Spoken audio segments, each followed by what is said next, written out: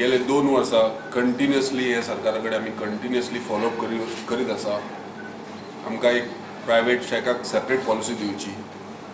Beach शेकांक which is a public property तांकां 3 वर्सां लायसन दिवं शकता, जाल्यार प्रायवेट प्रॉपर्टींक 5 वर्सां लायसन कित्याक दिवं शकना। काही जी मागण्यो आसा ते आमी बरोवन तांकां 17 मेमोरंडम दिल्ले आसा गेल्या 4 वर्सांनी। ताजो कांयच निकाल आमकां एकूय रिप्लाय येवंक ना, फक्त आश्वासनां दिला आनी हे आश्वासनाचेर आमी 4 वर्सां धंदो चलत येयले। आतां फुडें इनफ इज इनफ हे आमी सरकाराक कळोवंक सोदता।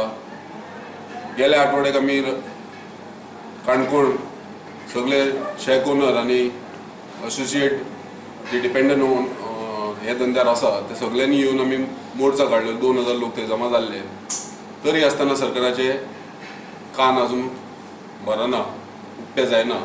तेजे खातीर आमी आतां लास्ट शेवटची शिटकावणी दिता गव्हर्मेंट सरकाराक की प्रायवेट प्रॉपर्टी शेक एंड हट्स ओनर्स असोसिएशनाची जी मागण्यो आसा, एक सेपरेट प्रायवेट शेक पॉलिसी, तशेंच बीच कॅरिंग कॅपॅसिटी रिपोर्ट आनी सिंगल विंडो सिस्टम लायसन्सा खातीर हे सरकार करिना जाल्यार आमी आमच्या फॅमिली बरोबर आमच्या स्टाफांक घेवन सगळे आमी रस्त्यार येतले आनी रस्त्या वयल्यान उठचे ना जे पर्यंत आमकां आमची मागण्यो मान्य करून दिवचे ना।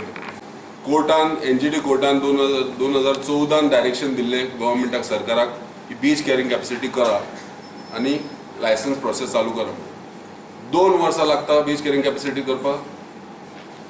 गव्हर्मेंटाक सरकाराक हे सामान्य लोकांचे पडून गेल्ले ना काय म्हणटा। आमी सकाळी वयता एसेंब्लीन, सांजचे 8-9 वरांचेर आमी घरा पावता।